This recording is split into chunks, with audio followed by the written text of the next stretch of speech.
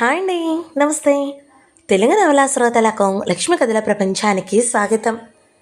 కళ్ళు తెరిచిన సీత అని యథార్థ గాథను వింటున్నాం కదండి. ఈరోజు ఈ వీడియోలో మనం ఎపిసోడ్ 28 వినేద్దామండి. రచించిన వారు రంగనాయకమ్మ గారు, చదివి వినిపించేది పద్మిని. అతన్ని జ్యోతిష్యం అడిగా. నాకు నచ్చిన ఆవిడ వెళ్ళిపోయిన రోజున ఆ రాత్రి అతన్ని నేను గట్టిగా ఒక మాట అడగాలనుకున్నాను.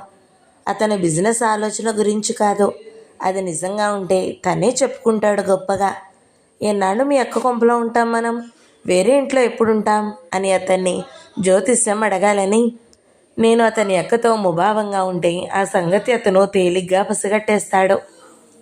నేనేదో అడగబోతున్నానని కూడా కనిపెట్టేస్తాడు. అలాంటప్పుడు నేను నోరు తెరవకముందే నా కాళ్ళకి బంధం వేసిస్తాడు. ఆ పూట అలాగే చేశాడు. తనే మొదలుపెట్టి, మా బావ వచ్చే ఏడాది ఈ ఊరే మారుతాడు, అప్పుడు మనం వేరే ఇంటికి మారుతాం, నేను అదే ఆలోచిస్తున్నాను రోజు అన్నాడు. నేను ఆశ్చర్యపోయాను, ఎంత నెమ్మదిగా మాట్లాడుతున్నాడో అని.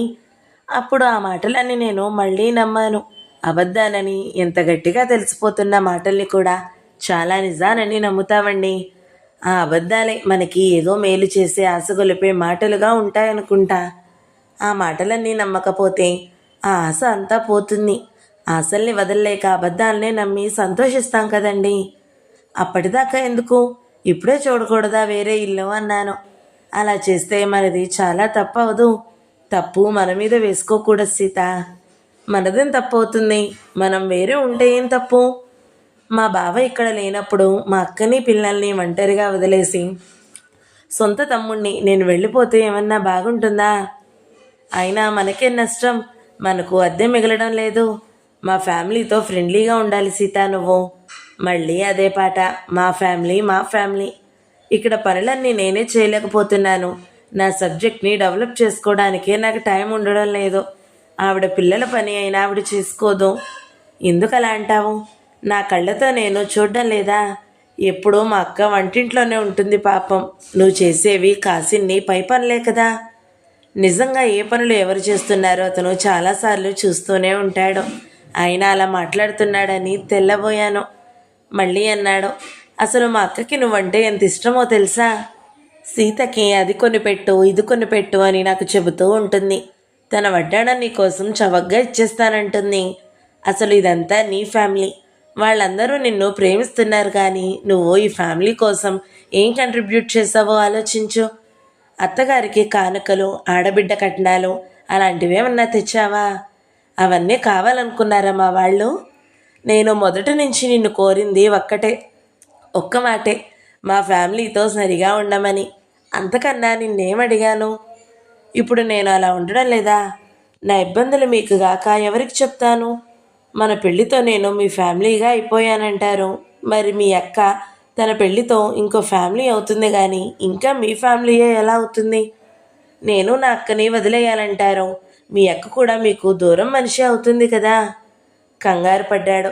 పెంకి వాదనలైతే బాగా చేస్తాం, మనం వాళ్ళ ఇంట్లో ఉన్నాం, ఒక్క పైసా ఖర్చు లేకుండా, అది అర్థం చేసుకోవేం? ఇదిగో సీత, నేను ఒకటి చెబుతున్నాను. నేను మా అక్క ఒక్క తల్లి పిల్లలం, మేము విడిపోయేలాగా మాత్రం చేయకు. అదేమిటి ఎప్పుడు అలా అంటారు? మీరు విడిపోయేలాగా నేనెందుకు చేస్తాను? చేస్తామని కాదు, మా అక్కతో ప్రేమగా ఉండాలని చెప్పాను. ఎప్పుడూ నీకేదో కష్టం వచ్చినట్టే ఉంటావు.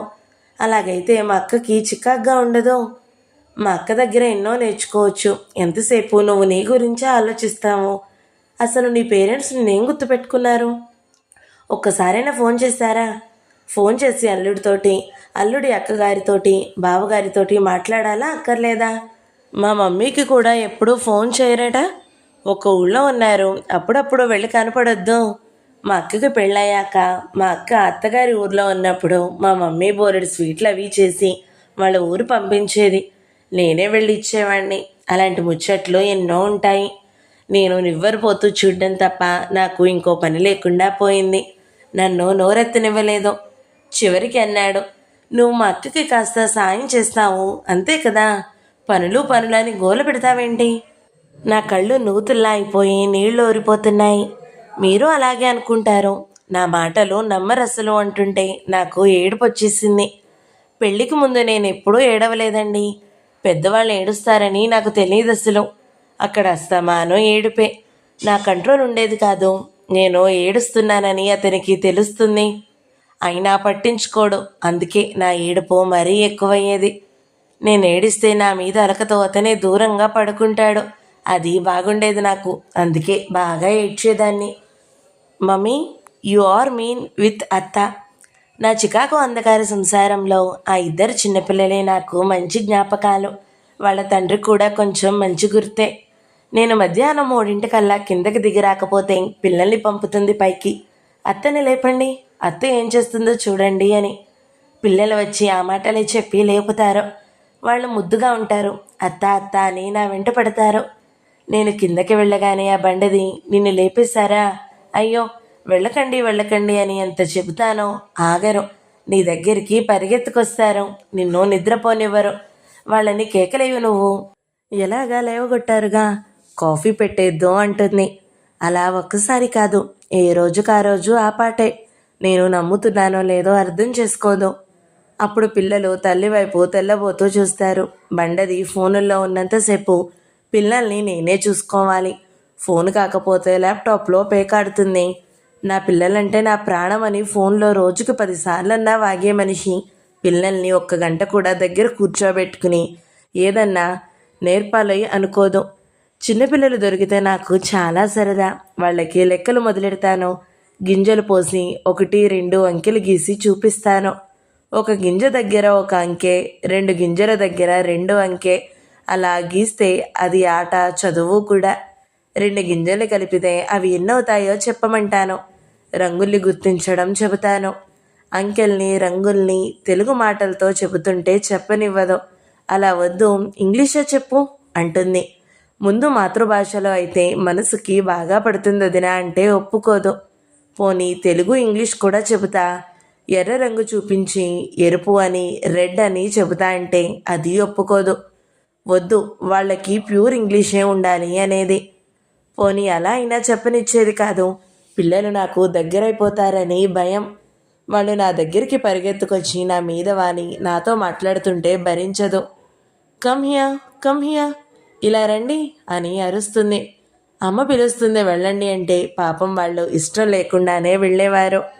మా బండది పెద్ద పిల్లాడి ఇంట్లో ఉన్నప్పుడు తప్పకుండా ఇంగ్లీష్ ముక్కలే మాట్లాడుతుంది. నేను తెలుగు మాట్లాడితే రుసరుసలాడుతుంది. ఆ పిల్లాడిని నేను పాడు చేస్తున్నానని, తెలివిగా ఎదగనివ్వడం లేదని అనుకుంటుంది. ఒకసారి నాతో ఎందుకో పోట్లాట పెట్టి గట్టిగా అరిచింది. I'm giving liberty, you are behaving like this. Is this way to behave with me? నీకు స్వతంత్రం ఇస్తున్నాను, అందుకే నువ్వు ఇలా ప్రవర్తిస్తున్నావు. ఇదేనా నువ్వు నాతో ప్రవర్తించే తీరు అంది. నాకు మతిపోయింది. తను నాకు స్వతంత్రం ఇవ్వడం ఏమిటి? పిల్లలు తెల్లబోతూ చూశారు మా ఇద్దరిని. పిల్లల ముందు తను నా మీద అధికారినిలాగే ప్రవర్తించేది. నా మీద అరుస్తూ, నాకు ఆర్డర్లు వేస్తూ. నేను ఒక ఇంగ్లీష్ మాట రానిచ్చేదాన్ని కాదు పిల్లల దగ్గర. అది బాగా కోపం మా బండదానికి.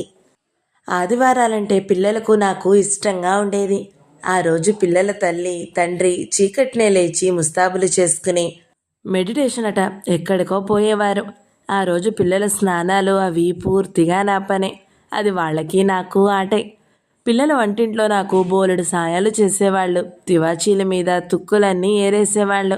బండది ఇంట్లో ఉన్నప్పుడైతే పిల్లలకి పనులు నేర్పనివ్వదు. మంచినీళ్ళ గ్లాసు సింక్లో పెట్టేయండి, పుస్తకాలు టేబుల్ మీద పెట్టేసుకోండి, తినేటప్పుడు కింద పడేయకండి అని నేనే చెప్తుంటే, సీత వాళ్ళకి అలా చెప్పకు, అవన్నీ నేనే సర్దేస్తాలే అంటుంది. కానీ వాటిల్లో చాలా సర్దుళ్ళు నావి. పిల్లలిద్దరూ అమెరికాలో పుట్టిన వాళ్ళే. మా పిల్లలు అమెరికా పౌరులే అని గొప్పగా చెప్పుకుంటుంది. వాళ్ళని తెలుగు మాట్లాడనివ్వదు. పెద్ద పిల్లాడికి ఇంగ్లీష్ వాక్యాలు బాగా అలవాటయ్యాయి. ఒకసారి మా బండది నా మీద కోపంగా మాట్లాడుతుంటే వాడికి తల్లి మీద కోపం వచ్చింది. Mummy, you are mean with అత్త, you are behaving badly with అత్త. అమ్మా, నువ్వు అత్తతో చెత్తగా ఉన్నావు, అత్తతో చెడ్డగా ఉంటున్నావు అన్నాడు. తల్లి ఉడికిపోయింది. No, I'm not like that. లేదు, నేను అలా లేను అని అరిచింది. పిల్లాడు జడిసి ఊరుకున్నాడు.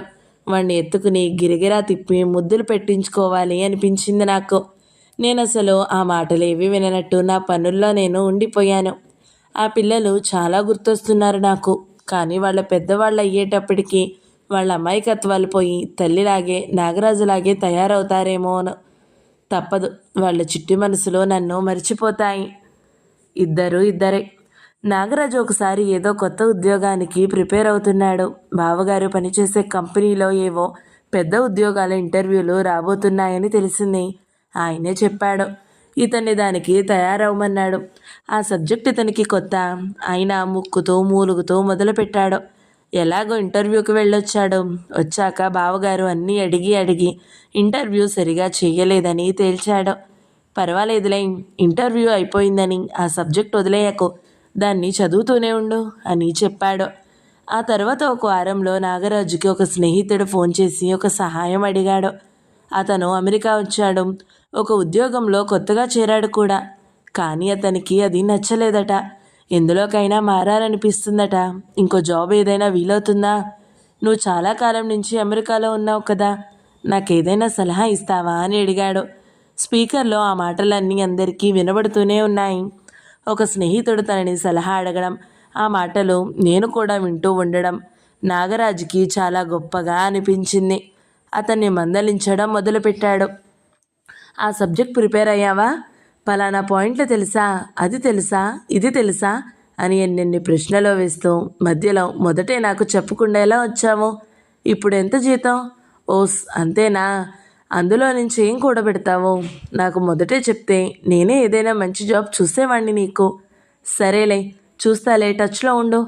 అయినా ఇంత పూరుగా ఉంటే ఎలాగా? అసలు నువ్వు నాతో టచ్లో ఉండవలసింది అని తెగ చివాట్లు పెట్టేశాడు అతనికి. తనే ఇంకో ఉద్యోగం వెతుక్కుంటున్నాడు.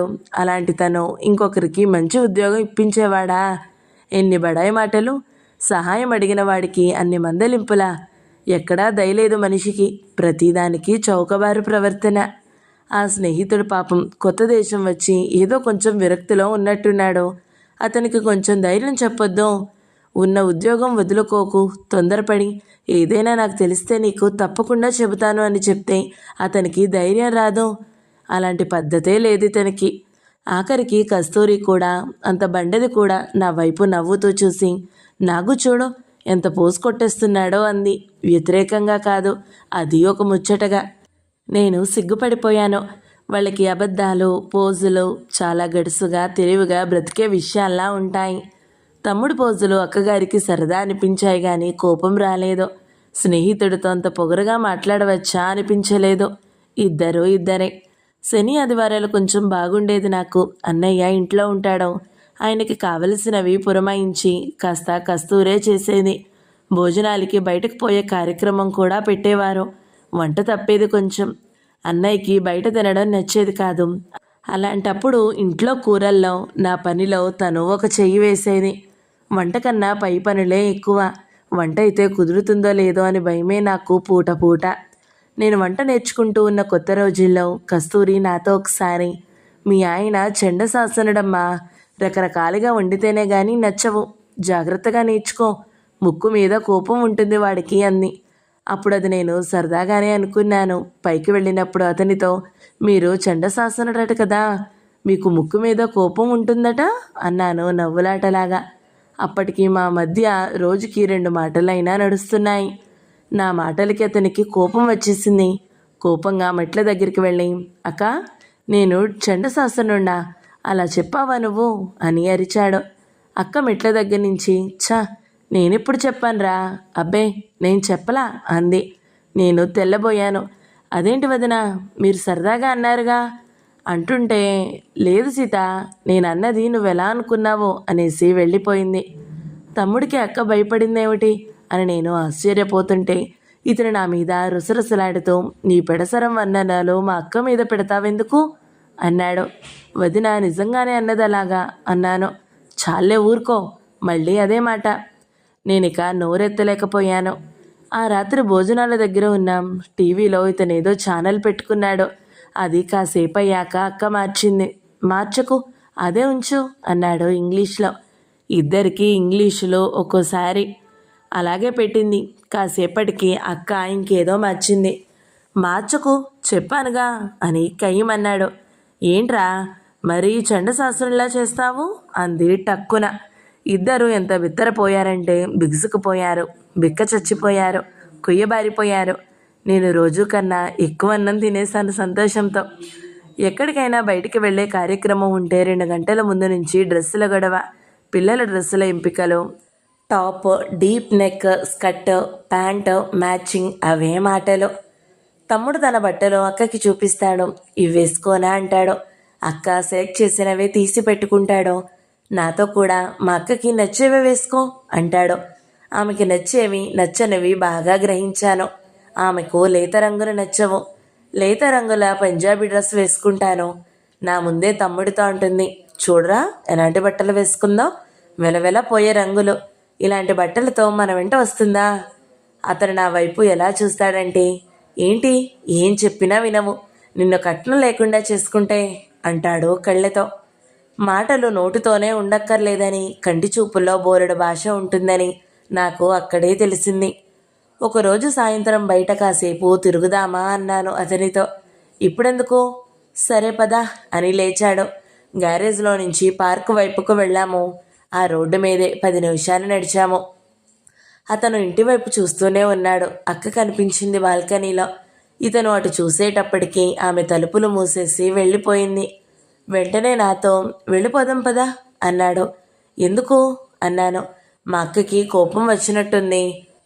ఏదన్నా పనుందేమో, పిల్లల్ని చూడాలేమో, పదా ఒంటరిగా వదిలేసొచ్చాం.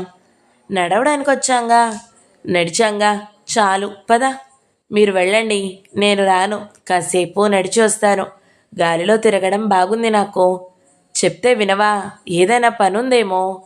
పనులన్నీ నేనే చేసేసాను, ఏదన్నా ఉంటే తను చూసుకుంటుంది. చెప్తే వినే రకం కాదులే నువ్వు అంటూ గబగబా వెళ్ళిపోయాడు. ఆ రాత్రి నా మీద కోపంతో నాకు 2 అడుగుల దూరంలో పడుకున్నాడు. అది నాకు ఎంత ఆనందమో గ్రహించలేని మూర్ఖుడు. ఒకసారి వారం మధ్యలోనే అక్క తమ్ముడు షాపింగ్కి వెళ్ళారు. నాకు ఒంట్లో బాగాలేదని నేను బయలుదేరలేదు. 2 గంటల్లో సందెడు ప్యాకెట్లు పట్టుకుని వచ్చారు. నేను కాఫీ పెట్టుకుందామని కిందకి దిగాను.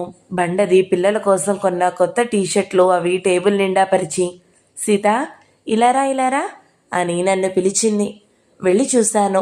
షర్టుల మీద కంపెనీల పేర్లు, అక్షరాలు, గుర్తులు. బాగున్నాయా అంది. మీకు నచ్చుకున్నారు కదా వదినా అన్నాను. అవునులే, నీకు బాగున్నాయా? పిల్లల బట్టల మీద పువ్వులో పిట్టలో ఉంటే బాగుంటుంది వదినా. ఏం ఇవి గ్రాండ్గా లేవో? చాలా క్లాసీ మోడల్స్ ఇవి, పెద్ద కంపెనీల వాళ్ళవి. నేను నవ్వి, ఏమో వదినా, నాకు నచ్చలేదు. కాఫీ ఉంది పొయ్యి మీద అని వెళ్ళిపోయాను. నేను ఆమెతో అన్న మాటలు ఆమె తమ్ముడితో చెప్పింది. అతను వచ్చి నాతో తగువు. నాకు నచ్చలేదు, బాగాలేవు అన్నావట. అంటే ఏంటి నీ ఉద్దేశం? ఎదుటి వాళ్ళకి పిచ్చనా? బాగున్నాయని ఒక మాట చెప్తే నీ సొమ్మేం పోయేది? ఒళ్ళంత అహంకారం నీకో. ఎవళ్ళేం చూపించినా బాగున్నాయని చెప్పడం నేర్చుకో అన్నాడు. నాకు మతే పోయింది. అదేం తగువు? నాకు బాగా చేదరేసింది. నాకు ఎలా అనిపిస్తే అలా చెప్పాను. నన్ను అడగడం ఎందుకు అసలు? నా అభిప్రాయం చెప్పమనే కదా. దీనికి కూడా తగువేనా అన్నాను. అసలు అతను నాతో సంతోషంగా మాటలు ప్రారంభించేవాడు కాదు. నన్ను తప్పు పట్టడానికో వాళ్ళ గొప్పలు చెప్పుకోవడానికో మాటలు మొదలుపెట్టి తగువలోకి తీసుకుని పోయేవాడు. నేను మైసూర్లో ఉన్నప్పుడు ఫోన్లో మాట్లాడింది ఇలాంటి వాడితోనా అని నా గుండెలు అవసిపోయినట్టు అయ్యేది. ఒకసారి మా అక్క ఫోన్ చేసింది వైజాగ్ నుంచి. ల్యాండ్ ఫోన్కే, స్పీకర్ పెట్టే ఉంది. అందరం హాల్లోనే ఉన్నాం. నీకు సెల్ లేదా సీత? ఇంకా కొనుక్కోలేదా అంది. లేదులే, ఎందుకు చేశావు? మీ ఇంట్లో అందరూ బాగున్నారా? బాగున్నారులే, నువ్వు సెల్ ఎందుకు పెట్టుకోలేదే అంది మళ్ళీ. ఏదో చెప్పాను, అయిపోయింది. అతను హాల్లోనే ల్యాప్టాప్ మీద పని చేసుకుంటూ అంతా విన్నాడు. ఏంటి మీ అక్క అన్నిసార్లు అడుగుతుంది సెల్ లేదా సెల్ లేదా అని? ఏం రహస్యాలు మాట్లాడాలి నీతో అన్నాడు వెటకారంగా. రహస్యాలకేనా సెల్ అన్నాను. లేకపోతే ఇంట్లో ఫోన్లు లేవా? మరి వదినకి 2 సెల్లులు ఎందుకున్నాయి? రహస్యాలకేనా? ఇంట్లో ల్యాండ్ ఫోన్ అన్ని గదుల్లోనూ లేదా? పెడసరం వాదాలు బాగా చేస్తావు. అతను అలా అన్నప్పుడల్లా నేను తెల్లబోయి చూసేదాన్ని, కుంగిపోయేదాన్ని. నేను నోరు తెరిస్తే అతను సహించడు, జవాబు చెబితే భరించడు. అది ఎంత న్యాయమైన జవాబైనా పెడసరం వాదాలు అంటాడు. అయ్యో, ఇతన్ని నేను ఎంత ప్రేమించాలనుకున్నాను. నా ప్రేమ, నా సంతోషం, నా విజ్ఞానం ఇతని చుట్టూ ఎంత పరుచుకోవాలి అనుకున్నాను. నిత్యం చిరునవ్వుతో, నా అనురాగంతో ఇతన్ని ఎంత ఆనంద పెట్టాలనుకున్నాను. నా ముచ్చట ఒక్కనాడు కూడా తీరలేదు. నాతో మాట్లాడుతూ ఇతను రుసరుసలు విసురుతాడే కానీ చిరునవ్వులు చూపించడు. అతని ముఖం మీద చిరునవ్వుని రోజుకి ఒక్కసారి కూడా చూడను. అతనికి నా మీద అంత కక్ష ఎందుకు? నాకు ఎప్పుడూ అర్థం కాలేదు. అతని అక్క రంగంలోకి దిగింది. సీత, మీ అక్కకి కట్నం ఇచ్చారంటగా అంది. ఇవ్వలేదు వదినా, మీలాగే వాళ్ళు ఏమీ అడగలేదు. తర్వాత ఎప్పుడూ వాళ్ళు ఆ మాట ఎత్తలేదు. అవునులే, మీ దగ్గరే ఉంది ఇవ్వడానికి. నేను దాని మీద గట్టిగా ఒక మాట అందామనుకున్నాను. ఇవ్వడానికి మా దగ్గర లేదు నిజమే, కానీ అసలు కట్నాలు అడిగే వాళ్ళని ఒప్పుకునే వాళ్ళం కాదు మేము అనాలి. నాలిక చివరిదాకా వచ్చాయ మాటలు. ఆపుకున్నాను. వాళ్లతో ప్రతి మాటకి ఎదురు మాటలు చెప్పొచ్చు. అలా చెప్తే అది తగువే. ఆ తర్వాత 4 రోజులు ఎడమొహాలు పెడమొహాలు. వాతావరణం అలా మారిపోవడం నచ్చేది కాదు నాకు. పట్టించుకోకుండా, అటు చూడకుండా వదిలేసేదాన్ని. నేను వదిలినా వాళ్ళు వదిలేరు. వాళ్ళు రోజు నన్ను 2 నిమిషాలకి తప్పకుండా పీడిస్తూ ఉండేవారు. మేం కట్నం తీసుకోలేదు, అంత గొప్పవాళ్ళం మేము అని నాకు గుర్తు చేయడం ఒకటి. మీరు పేదవాళ్ళం, నువ్వు పేదవాళ్ల పిల్లవి అని గుర్తు చేయడం 2. ఆ 2 మాటలు నన్ను ఒప్పుకోమంటారు. ఒక్క మాట అండి, ఒకరోజు కూరల సంగతి మాట్లాడేటప్పుడు ఇంట్లో వంకాయలు, చిలకడ దుంపలు లాంటివి ఉంటే అవి 2 కలిపి వండుతానన్నాను. కలగలుపు కూరలు మా అమ్మ వండుతుంది అన్నాను. దానికి బండది ఏమన్నదంటే, అలా ఎవరు చేసుకుంటారో తెలుసా? పేదవాళ్ళు చేసుకుంటారు. ఒకే రకం కూరగాయలు ఎక్కువగా కొనలేరు కదా. చౌక చౌకగా దొరికేవి 4 రకాలు కొని అలా కలిసి వండుకుంటారు. మీ అమ్మ అందుకే అలా వండుతుందేమో, నీకేం తెలుసు? అలాంటి కూరలు మనకేం కర్మ అంది. నేనేం చెయ్యాలి? గ్యారేజ్లోకి పోయి ఏడవడం తప్ప. నువ్వు పేద పిల్లవి అని ఎంత నిర్భయంగా చెప్పేస్తారో. ఆ బండది అసూయల పుట్ట. అక్కడ నేను ఉన్న 5 నెలల్లో కనీసం 100 బర్త్డే పార్టీల గురించి విన్నాను. వాటిల్లో 10-15 పార్టీలకు వెళ్ళాం కూడా. ఏ పిల్లకో పిల్లాడికో పుట్టినరోజు రాబోతుందంటే వాళ్ళు 2 నెలల ముందు నుంచే ఆ పార్టీ ముచ్చట్లు చెప్పుకోవడం ప్రారంభిస్తారు. ఫోన్ల నిండా ఆ మాటలే. నేనక్కడ ఉండగా కస్తూరి పిల్లలిద్దరికీ బర్త్డే పార్టీలు అయ్యాయి. ప్రతి ఇంట్లోనూ అదే గోల. ఏ పేరెంట్లైనా ఈ పార్టీలు అవి లేకుండా పిల్లల్ని పెంచుదామనుకుంటే వాళ్ళు చచ్చారే. అది సాధ్యం కాదు వాళ్ళకి. నాకు భయం పుట్టేసింది. అమ్మో, ఇక్కడ పిల్లల్ని ఎలా పెంచగలం అనిపించేది. అలాంటి పార్టీకి వెళ్తే పిల్లలకి ప్రెజెంట్లు వస్తాయి. అక్కడ బర్త్డే ప్రజెంటేషన్ల పద్ధతి ఇంకో రకంగా ఉంటుంది.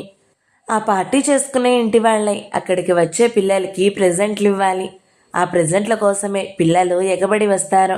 ఆట బొమ్మలు, చాక్లెట్ బార్లు, బ్యాగులు అలాంటివే ప్రెజెంట్లు. కస్తూరి పిల్లల పార్టీలో 2 గంపల ప్రెజెంట్లు కొని ఉంచారు. అంతకుముందు వీళ్లే పార్టీలకు వెళ్ళి తెచ్చుకునే వాటిని కూడా కొన్ని పోగేసించారు. వాటినే వేరే పిల్లలకి ఇస్తారు. నాకెంత వింతగా ఉండేదో. ప్యాకెట్లపై అట్టలు కూడా మార్చేవారు కాదు. ఒకసారి అలాంటి ఒక పార్టీకి వెళ్ళాము. పార్టీ అంతా అయ్యాక పిల్లలు జారుడు బల్లల దగ్గర ఆడుకుంటూ ఉంటే ఒక పిల్లాడిని ఇంకో పిల్లాడు బాగా తోసేశాడు. పడిపోయిన పిల్లాడికి కాలికి కొంచెం దెబ్బ తగిలింది. కాలు విరగలేదు కానీ వాడికి బాగా బాధేసిందేమో. కెవ్వున అరిచాడు. ఒక చోట చేరి మాట్లాడుకుంటున్న తల్లులు అటు పరిగెత్తారు.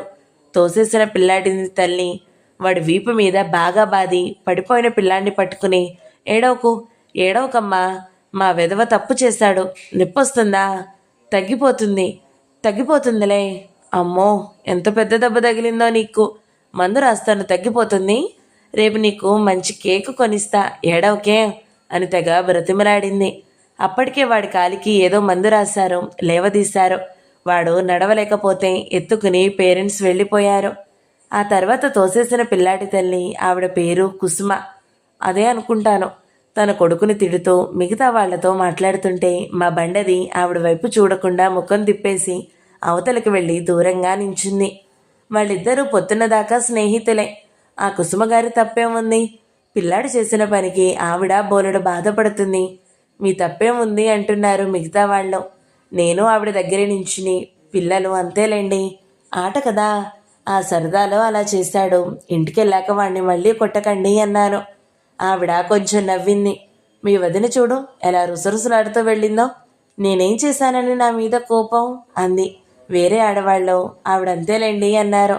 ఇద్దరు ముగ్గురు నవ్వారు కూడా. పార్టీలకు వెళ్ళినప్పుడు ఎవరో ఒకరు కస్తూరితో, కస్తూరి నీ మరదలు భలే మంచి పిల్ల, చక్కగా మాట్లాడుతుంది అనో ఏదో అంటారు నా గురించి.